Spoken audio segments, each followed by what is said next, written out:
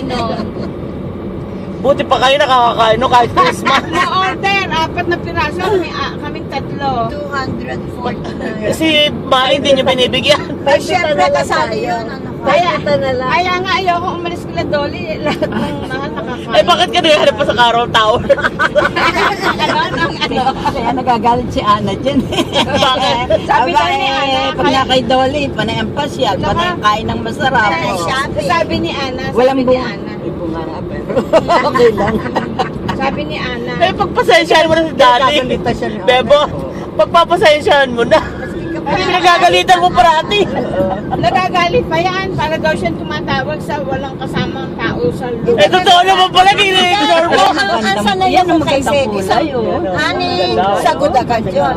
Ito nakakalimang bebe. Yan ang maganda, yan. Masagot Ay, kaya nakalabas. nagagalit. Pag ako may ginagawa talaga, hindi ako sasagot. Ayan pa, maganda. Oh, ayan ang maganda. Bebot yan. Oh. Ano pa ang ganda?